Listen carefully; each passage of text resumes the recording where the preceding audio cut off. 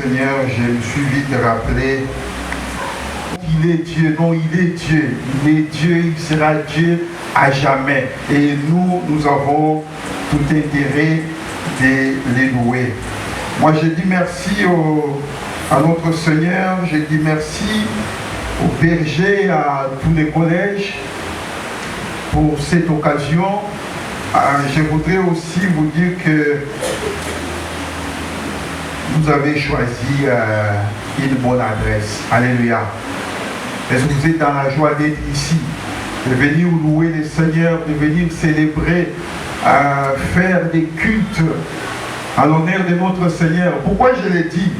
Bien aimé dans le Seigneur, là où j'étais dans les déplacements, le premier dimanche, là où j'ai logé, j'avais entendu, parce que je ne savais pas où aller prier les dimanches, j'ai entendu une église quelque part, une église. Alors je me suis dit, je vais aller là-bas. Alors j'étais, bon, il est parfois difficile de rester dimanche quand on ne travaille pas, on ne fait rien et rester sans pour autant aller prier. Alors je me suis dit, je vais aller prier, je vais m'approcher de cette église-là. Alors je suis parti.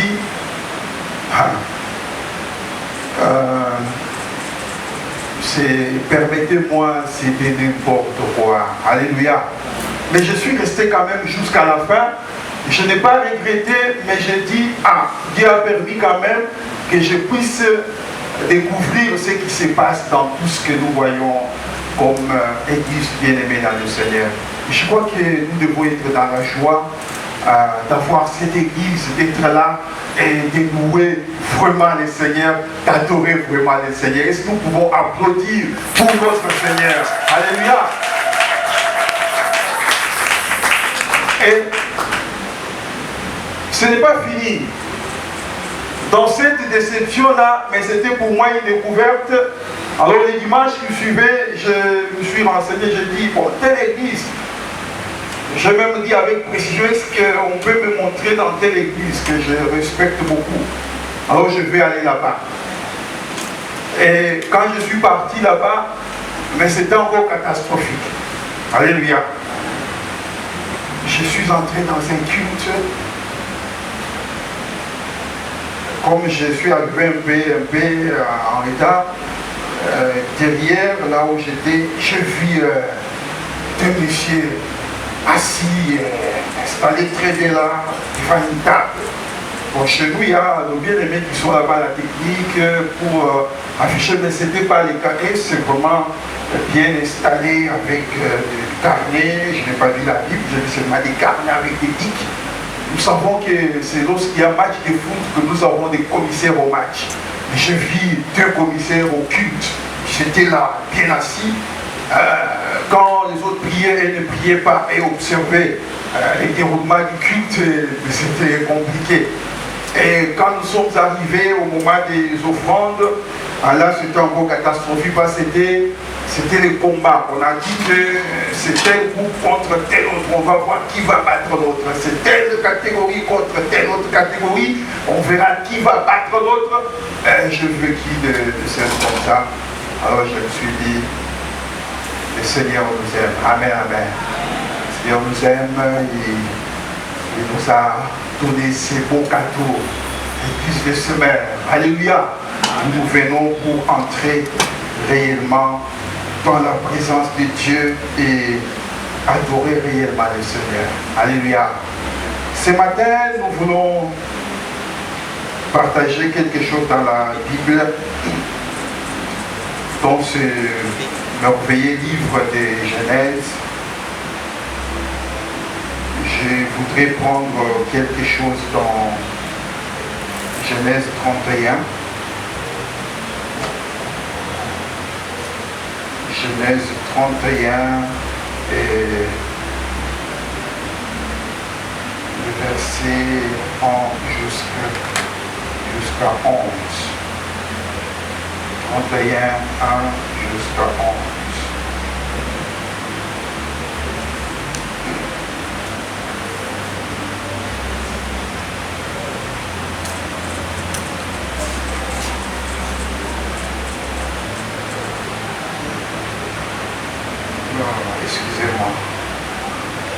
vous allez excuser. C'est pas ça. Excusez-moi. C'est 39 plutôt. C'est 39, pas 31, excusez-moi, c'est 39. Genèse 39. Vous allez corriger là-bas, c'est 39, c'est pas 31. 39, 1 jusqu'à 12. On fit descendre Joseph à l'Égypte, et Potiphar, officier de Pharaon, chef des gardes égyptiens, l'acheta des Ismaélites qui y avait fait descendre. L'Éternel fit avec lui, et la prospérité l'accompagnant. Il habitait dans la maison de son maître, l'Égyptien. Son maître vit que l'Éternel était avec lui et que l'Éternel faisait prospérer entre ses mains tout ce qu'il entreprenait. Joseph trouva grâce aux yeux de son maître, qu'il employa à son service, l'établit sur sa maison et lui confia tout ce qu'il possédait.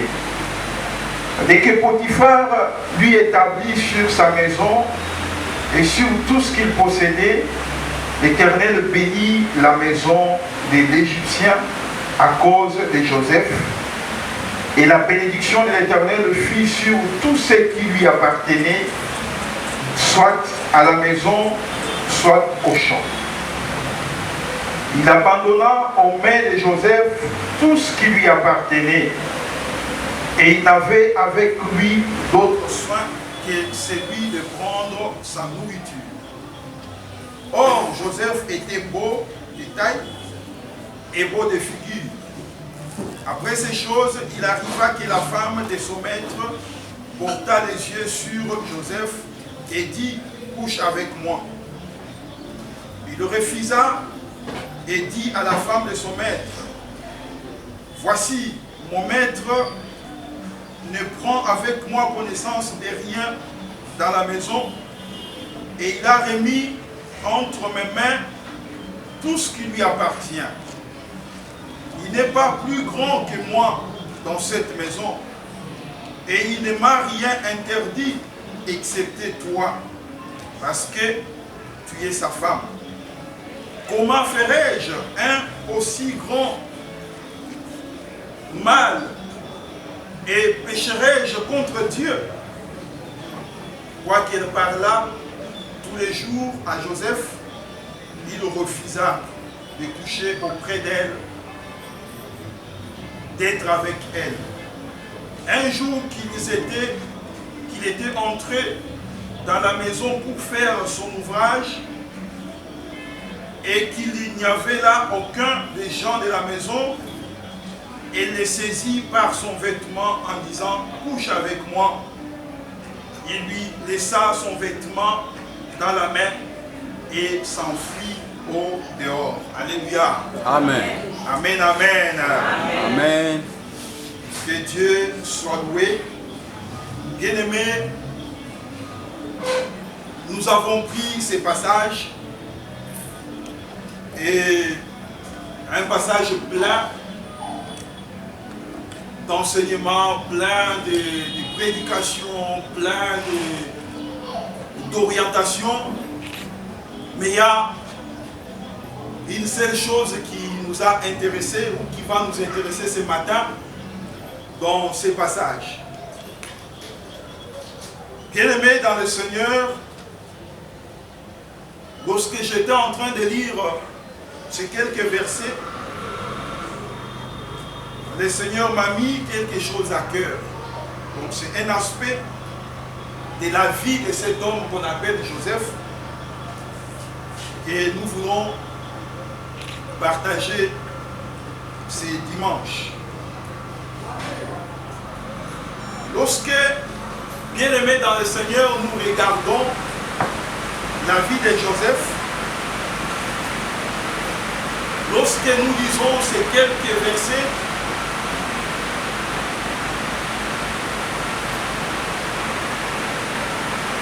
mon regard est allé sur, comme je l'ai dit tantôt, quelque chose que j'ai trouvé dans la personne de Joseph.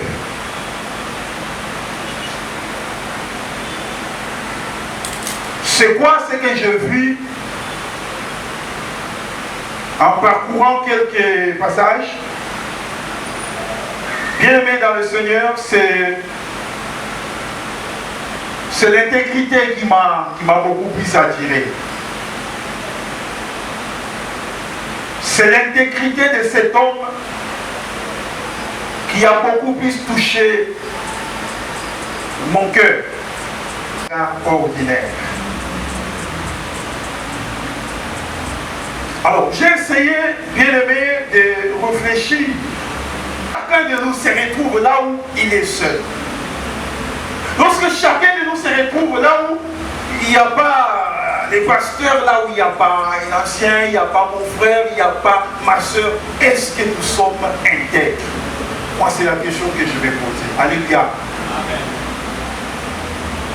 Parce qu'ici, quand nous venons, nous sommes tous apparemment intègres. Nous sommes tous apparemment des gens bien, des gens droits. Mais est-ce que nous sommes réellement intègres?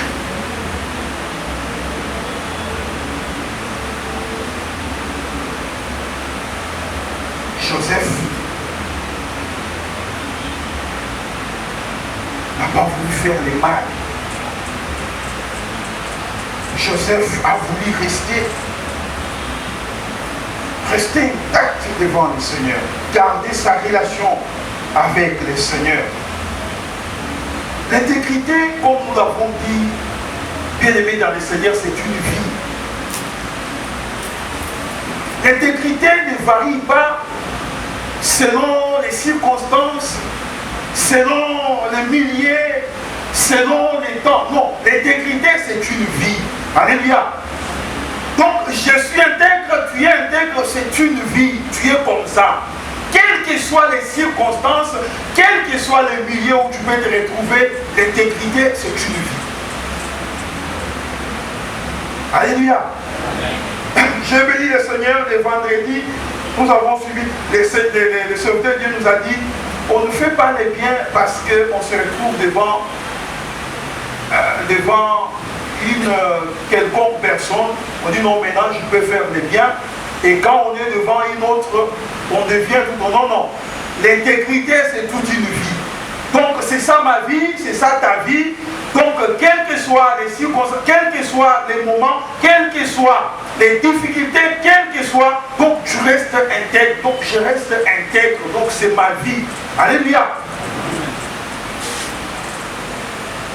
Mais combien de gens bien-aimés dans le Seigneur ont changé de vie tout simplement parce que il s'est retrouvé là où il est seul. Il s'est retrouvé là où on ne connaît pas. Mais Dieu te connaît, Dieu te voit, Dieu me voit partout. Il s'est retrouvé là où il n'y a pas de frères, là où il n'y a pas de sœurs, et l'intégrité est partie. Bien aimé dans le Seigneur, quand nous sommes seuls, quand nous ne sommes pas ici, quand nous ne nous retrouvons pas comme nous le sommes aujourd'hui, là, les dimanches, les vendredis et d'autres jours, nous sommes ensemble, comment nous vivons? Est-ce que nous sommes intègres? Est-ce que nous sommes intègres? Est-ce que nous restons les mêmes? Amen. Le Seigneur nous voit partout. Le Seigneur nous connaît. Ici, nous pouvons venir faire semblant comme si nous sommes... Mais nous avons regretté une fois, bien aimé dans le Seigneur, la mort d'un frère, d'un bien-aimé qui était avec nous à l'église, qui avait même des responsabilités. Il était à l'époque le président des Milapro, c'est ce que nous appelons aujourd'hui homme pentecôtiste. Et qui est parti, qui a fait un voyage. À l'époque, c'était, je crois, en Zambie. Nous avons appris sa mort. Mais par après, nous avons appris les circonstances dans lesquelles il était mort. Mais même sa propre femme était dessus. Alléluia. Même sa femme était dessus. Les conditions dans lesquelles il est mort dans les péchés. Et c'était un homme, à l'église, c'était un homme qui avait des responsabilités, c'était un bien-aimé, comme nous les sommes bien-aimés dans les Seigneurs. Mais est-ce que quand nous sommes seuls, quand nous ne sommes pas tels que nous sommes là, est-ce que nous sommes intègres? Est-ce que nous sommes intègres? L'intégrité, c'est une vie, comme nous l'avons dit. L'intégrité, ce n'est pas lorsque je suis avec mon frère. L'intégrité, ce n'est pas lorsque je suis avec les pasteurs. L'intégrité, ce n'est pas lorsque je suis avec ma soeur. L'intégrité, c'est ma vie, donc c'est ma vie. Je suis comme ça. Le Seigneur me fait comme ça, partout où je suis. Alléluia. Amen. Un jour, un vieux professeur, nous sommes retrouvés avec lui quelque part. Comme dans les activités qu'on était allés faire, on nous donnait toujours les derniers jours, on vous donne la liberté d'aller vous divertir dans la vie. On met à la haute disposition l'argent et les véhicules. Toute l'équipe, vous allez vous divertir. Lui, comme il était champion, il a mobilisé l'argent, il a mobilisé les véhicules et il passait pour dire à chacun aujourd'hui, les soirs, j'avais 20 heures, nous serons dans la où il a même identifié une boîte de nuit quelque part, là où on devrait partir. Alors quand il est venu, il m'a dit, bon, moi je dis, mais prof, moi je ne parle pas dans les boîtes de nuit. Oh, il m'avait toujours Mouta Simon, il dit, mais Mouta Simon, alors dans Naïmio, qui va te voir ici? Moi je dis non, moi-même à Kinshasa, je ne parle pas parce que, non, moi je ne parle pas dans les boîtes de nuit. Alléluia. Bien-aimé dans le Seigneur, l'intégrité ne dépend pas des circonstances, ne dépend pas du milieu, ne dépend pas de la souffrance, ne dépend pas, je ne sais pas de quoi autre, mais on est intègre, on est intègre. C'est ce que le Seigneur vous veut. C'est ce que le Seigneur attend de nous.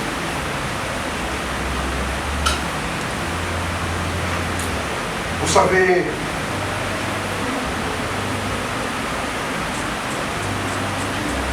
il y a mon défunt grand frère qui était décédé dernièrement et il y a son proche collaborateur qui était l'homme de confiance. Lui, et puis même les jours où il est mort, lui, il avait quelques biens, quelques biens entre sa main. Et après les deuils, quand il est arrivé le moment de la réunion du conseil de famille, la veuve nous a dit, bon, on va appeler le frère tel, il a quelques biens comme ça, il doit donner. Et ce jour-là, on l'a appelé, il est venu, il a remis ce qu'il avait, on pensait qu'il a tout remis. Et puis nous l'avons libéré, il est parti, nous avons fait notre réunion, nous avons fini. Je crois 8 mois après, ou 9 mois, 10 mois parce que c'est récemment là. Un jour j'ai reçu un coup de téléphone, c'est un papa qui m'appelle, qui se présente, qui dit qu'il était le papa de ses collaborateurs là, à mon grand frère, et qui me dit que non, voilà, tel là est gravement malade, mais au service, les gens disent que non, il doit avoir des problèmes avec tel qu'il était décédé, votre grand frère. Voilà pourquoi je vous appelle. Si vous pouvez vraiment venir. Bon, il a dit, je tiens d'abord vous rencontrer, comme ça on échange. Je dis, bon, qui vous a donné mon numéro? Oui, c'est lui-même qui est gravement malade. Je lui ai donné l'adresse, du bureau, il est venu, nous avons échangé. Je lui pose la question, mais c'est quoi? Il dit, non, mais l'autre est vraiment gravement malade. Oh, nous sommes des Africains, on nous a dit qu'il faut chercher la famille des Mutombo, tout ça. Moi, je me souviens qu'il avait quelques biens de notre grand frère, nous l'avons invité, il est venu, il nous a donné, et puis il est parti. Est-ce qu'il avait gardé autre chose? Oh non, je ne sais pas, c'est bien de venir, vous pouvez venir vous-même à l'hôpital, comme ça lui-même va vous dire. Ah. dit, bon, ok, c'était un vendredi. Le samedi, nous sommes partis. J'ai appelé un oncle paternel, nous sommes partis à l'hôpital et nous avons trouvé notre frère gravement malade. Alors on arrive à l'hôpital, on nous dit, bon, ici, on n'entre pas, une personne peut entrer et faire ne fût-ce qu'au plus 10 minutes et puis... Bon, sa femme a dit au médecin, mais ici il y a un problème. Ici, c'est la personne qui est malade a des choses à dire à ces gens que vous voyez là. Donc, ils sont obligés d'entrer. Alors le médecin a compris, il a dit, bon, si les cas, attendez. Après, on nous a fait entrer. Quand le monsieur nous a vu, alors il a, avec trop de difficultés pour parler, il a dit, bon, je vous ai appelé, je voudrais demander pardon à la famille. Les jours où je suis venu vous remettre les biens de votre frère, j'avais gardé sa carte bancaire, donc ça j'avais gardé. On discutait avec ma veuve, alors je partais, quand il avait des besoins, il venait me voir, j'allais faire sortir l'argent, je lui donnais. Le tout dernier montant c'était 2600 ou 2000 combien de dollars, j'avais pris, je lui ai donné. Ah, c'est ça. Elle dit bon. Tu as donné à la veuve, oui. Alors, si tu as donné à la veuve, il n'y a pas de problème. Tu as donné à notre famille, que Dieu te guérisse. Nous avons prié et puis nous sommes partis. Malheureusement, 3 jours après, il est mort. Et j'ai dit ça pourquoi? Maintenant, j'ai rencontré un ami qui était son frère. Prié ensemble. Alors, quand j'ai rencontré l'ami là, il regrettait beaucoup sa mort, tout ça, tout ça. Je dis, mais est-ce que tu sais ce qui s'est passé? Je lui raconte ce qui s'était passé par rapport à cette carte bancaire. Alors j'ai lu sur les visages de mon ami la déception, bien aimé dans le Seigneur. Alléluia. Mais c'était un chrétien. Il avait même des responsabilités à l'église. Je vis comment mon ami là j'ai vu la déception sur son visage. Mais tel que nous sommes là, bien-aimés dans le Seigneur, nous venons, nous pouvons nous voir comme des frères, des sœurs, des chrétiens engagés. Bien-aimés, est-ce que nous sommes intègres partout où nous nous retrouvons? Est-ce que nous sommes intègres là où nous vivons? Est-ce que nous sommes intègres là où nous travaillons? Est-ce que nous sommes intègres quand nous sommes à l'université, quand nous sommes à l'école, quand nous sommes en famille? Est-ce que nous sommes des hommes et des femmes intègres? Alléluia. Amen. Est-ce que nous sommes intègres?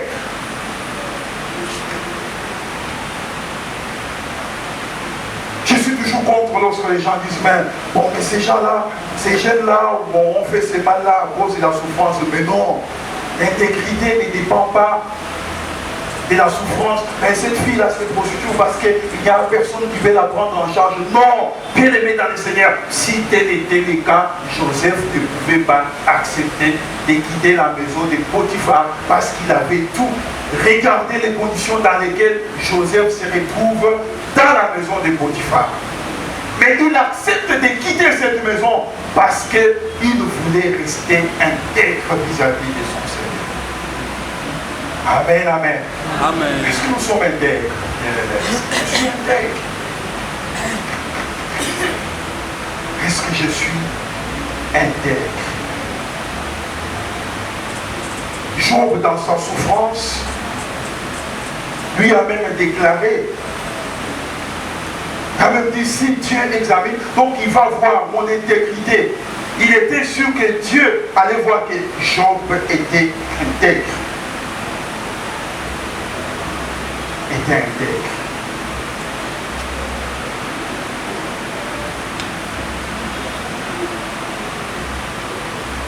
Vous savez, je voudrais qu'on lise un texte biblique.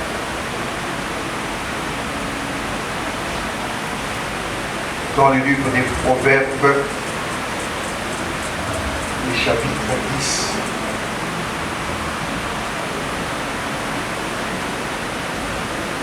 Proverbe 10.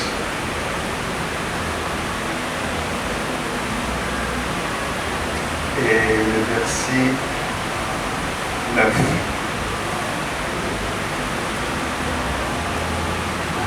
C'est juste la première partie là qui m'intéresse.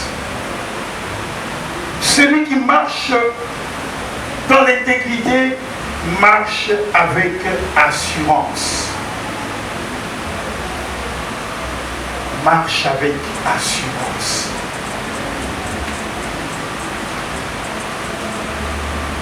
Vous savez ce qui a fait que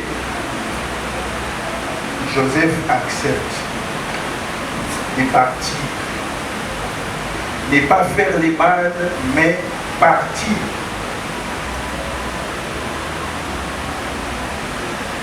Bien-aimé, l'intégrité dans la vie de Joseph avait produit l'assurance. Donc Joseph était sûr.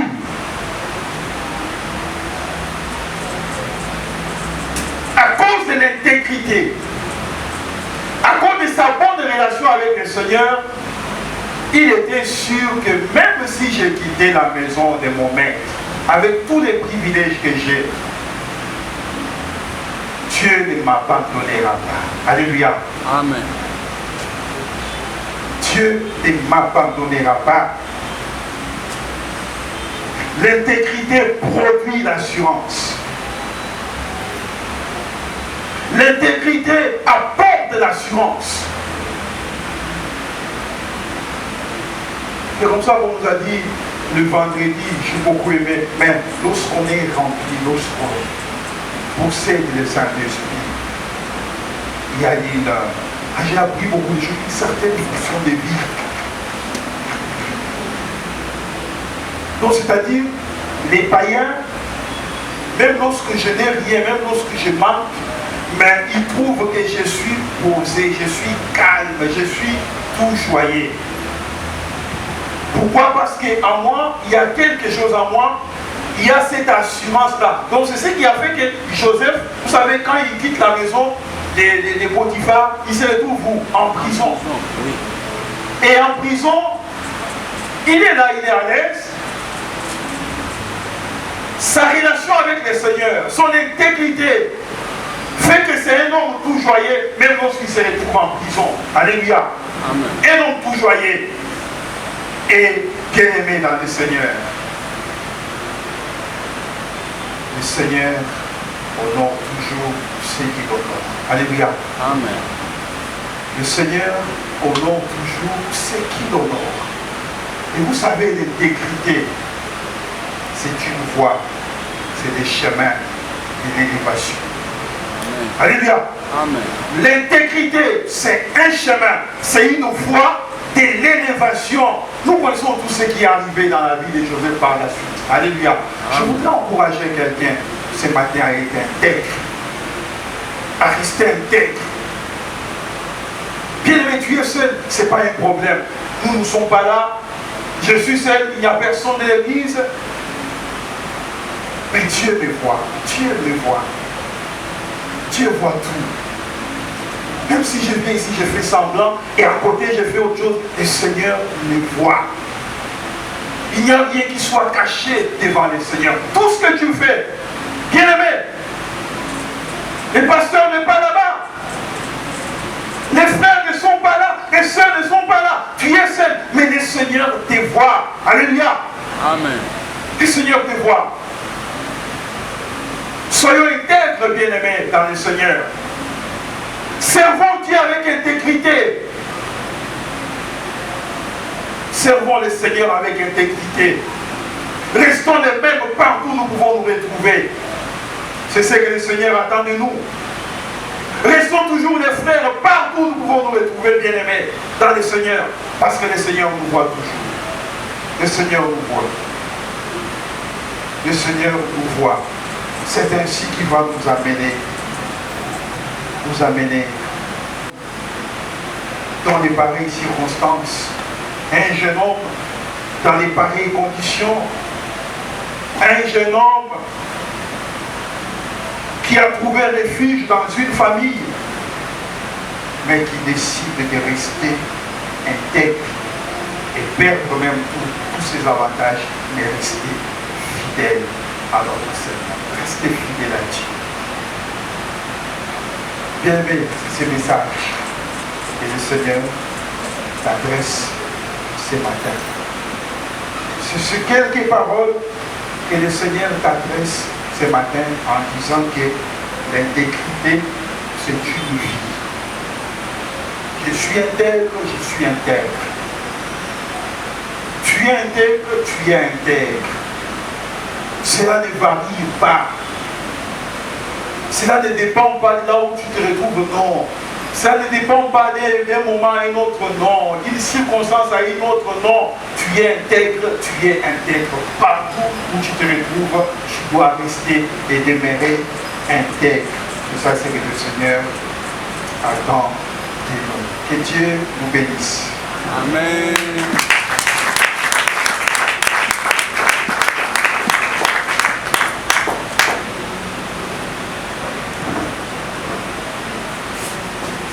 Amen. Sommes-nous intègres, Seigneur? Nous voulons répondre à la parole de Dieu.